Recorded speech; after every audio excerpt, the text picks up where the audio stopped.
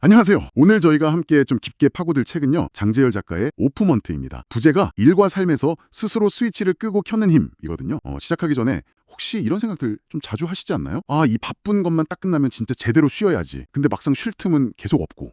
아니면 나는 진짜 열심히 했는데 왜 저 사람은 나보다 덜한 것 같은데 결과가 더 좋지? 이런 허탈함. 또 오늘 할 일 이거 다 못하면 어떡하지? 하는 불안감 같은 거요. 어쩌면 딱 지금 당신 얘기처럼 들릴 수 있겠네요. 근데 이게 참 이상해요. 그죠? 왜 우리는 더 잘 살려고 더 나아지려고 애를 쓰면 쓸수록 가끔은 우리가 원했던 그 모습에서 오히려 멀어지는 걸까요? 이 책이 바로 그 지점을 파고들면서 오프먼트, 그러니까 의도적으로 잠깐 멈추고 에너지를 관리하는 그 시간의 중요성을 말하고 있거든요. 오늘은 이 책에서 우리가 좀 뽑아낼 수 있는 통찰들, 그걸 바탕으로 어떻게 하면 이 끊임없이 나를 몰아붙이는 삶에서 좀 벗어나서 에너지를 채울 수 있을지 그 방법을 좀 같이 찾아볼까 합니다. 네, 재밌는 얘기들이 많으니까요. 한번 귀 기울여 들어봐 주세요. 자, 그럼 첫 질문부터 가볼까요? 이게 아주 그냥 확 와닿아요. 왜 애쓸수록 바라는 모습에서 멀어지는 걸까요? 이거 정말 딱 내 얘기인데 하시는 분들 많을 것 같아요. 저자가 그 프롤로그에서 PT 트레이너랑 나눈 대화 있잖아요. 그게 이 질문의 핵심을 딱 짚어주는 것 같아요. 아니, 그 트레이너가 현역 보디빌더라면서요. 근데 전국대회 우승 비결이 놀랍게도 운동량을 줄인 것이었다니. 이게 상식적으로는 좀 이해가 안 가잖아요. 목표가 높으면 더 많이, 더 빡세게 해야 할 것 같은데 오히려 줄였다. 이게 어떻게 된 걸까요? 네, 바로 그 지점이에요. 그게 이 책이 던지는 아주 중요한 화두랑 딱 연결이 되거든요. 책에서 내려놓음이라는 개념을 되게 중요하게 얘기하는데요. 이게 많은 분들이 생각하시는 것처럼 목표 자체를 그냥 포기해라, 기준을 낮춰라, 이런 뜻은 아니에요. 그보다는 목표를 향해 가는 그 과정 있잖아요. 거기서 너무 지나치게 집착하거나 결과에 너무 얽매이는 그런 마음, 그런 강박을 좀 내려놓자는 거죠. 뭐랄까, 100점 꼭 받아야 돼, 이런 압박감에서 좀 벗어나서 과정을 좀 즐기면서 한 80점 정도, 거기에도 만족할 수 있는 그런 유연한 마음 상태랄까요? 저자 본인 경험이 아주 딱 좋은 예시예요. 미대 입시를 7번이나 도전했대요. 근데 마지막 시험에서는 하도 떨어지니까 이번에도 안 되겠지 뭐, 이런 마음으로요. 오히려 그 기존의 틀에 박힌 입시 미술 방식 있잖아요. 거기서 벗어나서 그냥 아주 자유롭게 그리고 싶은 대로 그렸다는 거예요. 근데 너무 아이러니하게도 바로 그 시험에서 덜컥 합격을 한 거죠. 이게 뭘 보여주냐면 꼭 합격해야만 해 하는 그 강박을 탁 내려놓으니까 오히려 마음에 여유가 생기고 그게 예상치 못한 어떤 창의성이나 더 좋은 결과로 이어질 수도 있다는 거예요. 이런 현상을 그 심리학 용어 중에 기능적 고착이라고 있거든요. 그거랑 좀 연결해서 생각해 볼 수 있어요. 우리가 어떤 문제에 딱 부딪혔을 때 이건 무조건 더 열심히 해야 해결돼, 이렇게 한 가지 방법에만 매달리는 경향이 있잖아요. 그 유명한 촛불 문제, 실험처럼요. 앞정 상자를 보고도 이건 그냥 앞정 담는 통이지, 이걸 촛대로 쓸 생각은 잘 못하는 거. 마찬가지로 목표를 이루는 방식에 있어서도 이 방법밖에 없어, 무조건 시간과 노력을 더 쏟아부어야 해, 이런 생각에 딱 갇혀버리면 다른 더 효율적이거나 어쩌면 더 창의적인 방법, 심지어는 잠깐 멈추거나 방향을 살짝 트는 게 더 도움이 될 수 있다는 그 가능성 자체를 아예 못 보게 되는 거죠. 그렇군요. 기능적 고착이라는 게 그러니까 단순히 물건의 용도에만 딱 해당되는 게 아니라 우리가 삶의 문제를 대하는 방식이나 목표를 이루려는 그 전략 자체에도 적용될 수 있다는 말씀이시네요.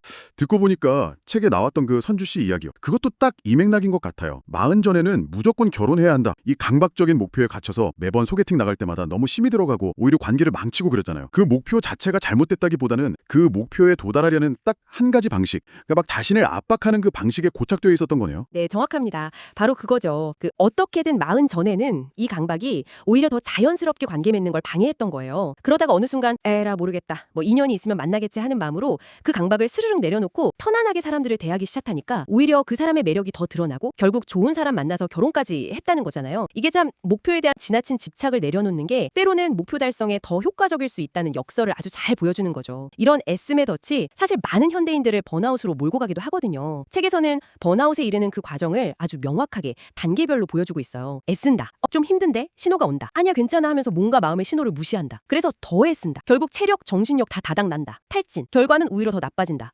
결과가 안 좋네? 더 했어야겠다. 결국 몸이나 마음의 고장이 난다. 이 악순환의 고리에서 사실 가장 중요한 갈림길이 바로 힘들다는 신호를 딱 느꼈을 때인 것 같아요. 근데 이때 대부분은 아니야, 이겨내야 해, 정신력으로 버텨야지 하면서 자신을 더 몰아붙이죠. 하지만 책에서는 바로 이 순간, 더가 아니라 멈춤이 필요하다고 강조하는 거예요. 이게 바로 오프 모먼트, 즉 의식적인 멈춤이 필요한 진짜 이유고요. 따라서 여기서 말하는 내려놓음이나 멈춤은 그냥 단순히 포기하거나 회피하는 거랑은 좀 달라요. 오히려 지금 내가 하고 있는 방식이 진짜 효과적인가?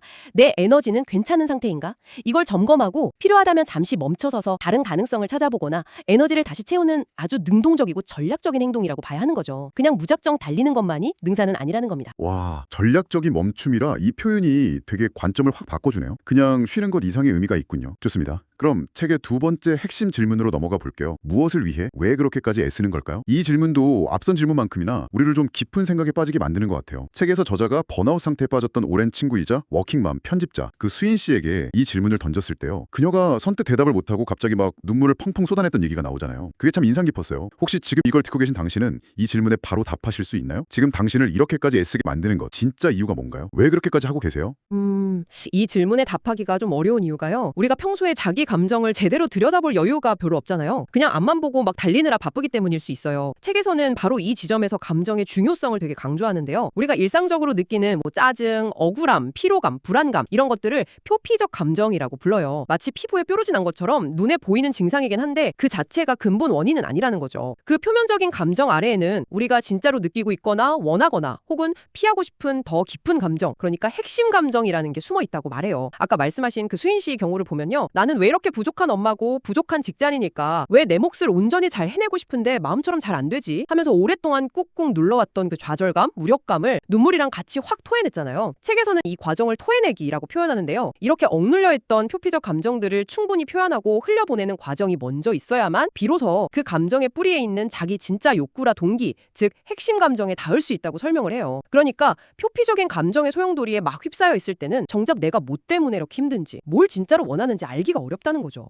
감정을 토해낸다는 표현이 되게 강렬하게 다가오냐. 이게 단순히 그냥 울거나 화내는 걸 넘어서 내 안의 진짜 목소리를 듣기 위한 어떤 필수적인 과정이라는 의미로 들려요. 근데 사실 현실에서는 힘들다, 지친다 이런 감정을 느끼는 것 자체가 좀 나약함의 증거처럼 여겨지기도 하고 아니면 뭐 그런 감정에 신경 쓸 겨를조차 없이 너무 바쁘게 살아가기가 쉽잖아요. 어떻게 하면 이런 표피적인 감정들에 그냥 막 휩쓸려 다니는 게 아니라 그 너머에 있는 핵심 감정에 좀 가까이 갈 수 있을까요? 그 둘을 구분하는 게 말처럼 쉽지만은 않을 것 같은데요. 아, 네, 좋은 질문이세요. 표피적 감정이랑 핵심 감정을 딱 명확하게 칼로 무자르듯이 구분하는 게 처음엔 당연히 어려울 수 있죠. 책에서 뭐 이렇게 구분하세요라고 딱 정해주진 않지만 그 토해내기 과정 자체가 좀 중요한 힌트가 될 수 있을 것 같아요. 표피적 감정은 주로 외부 상황에 대한 즉각적인 반응, 예를 들면 짜증이나 분노 같은 거일 때가 많고요. 반복적으로 나타나는데 뭔가 시원하게 해소되지는 않는 그런 경향이 있어요. 반면에 핵심 감정은 좀 더 근원적이고 깊은 차원의 느낌, 예를 들면 정말 인정받고 싶다는 욕구나 혹시 버려지는 거 아닐까 하는 두려움, 아니면 아주 깊은 슬픔 같은 거랑 연결되어 있을 때가 많거든요.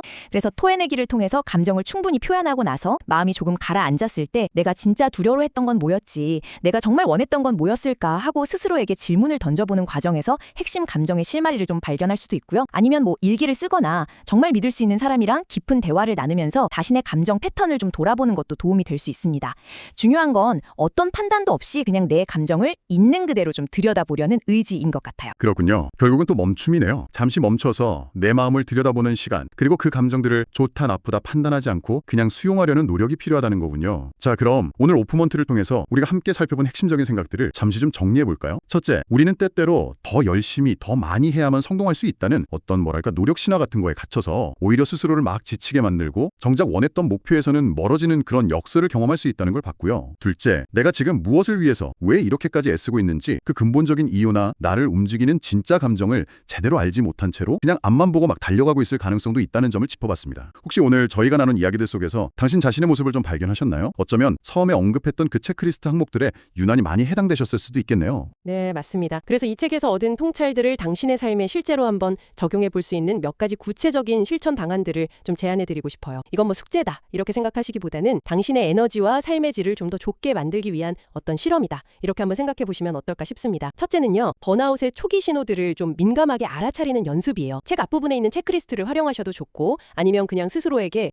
요즘 내 몸이랑 마음 상태가 좀 어떤가 하고 자주 질문해 보는 거죠. 이유 없이 계속 피곤하고 소화가 잘 안 된다. 하루가 끝나면 그냥 멍하니 스마트폰만 보게 된다. 마지막으로 하늘 쳐다본 게 언제인지 기억도 안 난다. 이런 작은 신호들을 놓치지 않고 지금 잠시 멈춰야 할 때인가 하고 알아차리는 것. 그게 변화의 시작이거든요. 둘째는 오직 이 방법뿐이야 라는 생각. 그러니까 아까 말했던 기능적 고착에서 좀 벗어나려고 의식적으로 노력해 보는 거예요. 지금 내가 하고 있는 방식이 유일한 정답이 아닐 수도 있다는 그 가능성을 항상 열어두는 거죠. 혹시 다른 접근법은 없을까? 꼭 이렇게까지 해야만 할까? 잠깐 쉬거나 속도를 좀 늦추면 오히려 더 나아지지 않을까? 하고 스스로에게 질문을 던져보는 겁니다. 때로는 하던 일을 잠깐 멈추거나 양을 줄이는 게 더 창의적이고 효과적인 해결책으로 이어질 수도 있어요. 셋째는 일상 속에서 내려놓음을 아주 작게라도 연습해보는 거예요. 뭐 거창하게 인생의 목표를 막 바꾸거나 포기하라는 뜻이 절대 아니고요. 오늘 안에 이 일을 무조건 완벽하게 끝내야 해 라든지 이번 발표는 절대로 실수하면 안 돼 같은 그런 사소한 완벽주의나 조급함부터 조금씩 내려 내려놓는 시도를 해보는 거죠. 최선을 다하되 결과는 내가 컨트롤할 수 없는 부분도 있는 거지. 뭐 안 되면 다음에 다시 해보면 되지와 같이 결과에 대한 그 과도한 집착에서 한 발짝만 살짝 물러서는 연습입니다. 넷째는 당신의 감정, 특히 좀 불편하거나 부정적으로 느껴지는 감정들을 외면하거나 억누르지 말고요. 그걸 충분히 느끼고 표현할 수 있는 안전한 시간과 공간을 마련하는 것입니다. 책에서 말하는 토해내기처럼요. 혼자 조용히 일기를 쓰면서 감정을 막 적어보거나 정말 믿을 수 있는 친구나 상담가와 이야기하는 것도 아주 좋은 방법이고요. 이렇게 자신의 감정이랑 솔직하게 마주할 때 비로소 나를 움직이는 진짜 욕구와 동기, 그 핵심 감정에 더 가까이 다가갈 수 있고 내가 왜 그렇게까지 애쓰고 있었는지 이해하게 될 수 있습니다. 마지막으로 그리고 어쩌면 가장 실용적인 방법일 수도 있는데요. 바로 오프 모먼트, 그러니까 일과 삶의 스위치를 의식적으로 잠깐 끄는 그 짧은 멈춤의 순간들을 의도적으로 만들어 보는 거예요. 일이 잘 안 풀려서 막 답답할 때 혹은 너무 지쳐서 집중력이 뚝 떨어졌을 때 하던 일을 딱 5분 아니 10분이라도 좋으니까 잠시 멈추고 창밖을 멍하니 보거나 차를 한 잔 마시거나 가볍게 스트레칭을 해보는 거죠. 이 짧고 의도적인 멈춤이 고갈된 에너지를 다시 채워주고 문제에 대한 어떤 새로운 관점을 떠올리게 하거나 다음 단계로 나아갈 추진력을 줄 수도 있습니다. 부담 없이 지금 바로 시도해 볼 수 있는 아주 강력한 방법이죠. 네, 오늘 오프먼트와 함께한 시간을 쭉 돌아보니까요. 결국 이 책이 말하고자 하는 건 삶의 균형을 찾는다는 게 단순히 뭐 워라밸처럼 시간을 기계적으로 딱딱 나누는 그런 문제가 아니라는 점인 것 같아요. 그보다는 내가 가진 이 한정된 에너지를 어떻게 좀 현명하게 알아차리고 관리할 것인가, 그리고 나 자신을 더 깊이 이해하기 위해서 의식적으로 이 멈춤의 가치를 깨닫고 이걸 내 삶 속에 어떻게 잘 통합시킬 것인가에 대한 좀 깊은 성찰을 요구하는 게 아닌가 싶네요. 늘 무언가를 위해서 애쓰면서 살아가시는 당신에게 오늘 이 시간이 잠시 숨을 고르고 또 새로운 관점을 얻고 다시 나아갈 에너지를 충전하는 그런 기회가 되었기를 진심으로 바랍니다. 네, 마지막으로요. 당신이 혼자서 좀 더 깊이 생각해 볼 만한 질문 하나를 던지면서 마무리하고 싶습니다. 책에서는 우리가 그렇게까지 애쓰는 이유 뒤에 숨겨진 핵심 감정을 발견하는 그 여정이 중요하다고 이야기했잖아요. 그런데 만약에요. 오랜 성찰 끝에 당신이 딱 마주하게 된 당신의 그 핵심 감정이 스스로 기대했거나 혹은 사회적으로 좀 긍정적으로 여겨지는 종류의 감정, 예를 들면 뭐 성취욕이나 인정욕구 같은 게 아니라요. 당신이 전혀 예상하지 못했거나 어쩌면 좀 외면하고 싶었던 종류의 감정, 가령 아주 깊은 두려움이나 열등감 혹은 사무치는 불안 같은 거라면 어떨까요? 우리가 미처 예상하지 못했던 내면의 진짜 동력, 어쩌면 조금은 불편할 수도 있는 그 이유를 발견했을 때 우리는 그것을 어떻게 받아들이고 또 그 다음 걸음을 내디뎌야 할까요? 이 질문에 대한 당신만의 답을 찾아가는 과정 또한 당신의 삶을 더욱 풍요롭고 깊이 있게 만드는 아주 의미 있는 여정이 될 것이라고 생각합니다.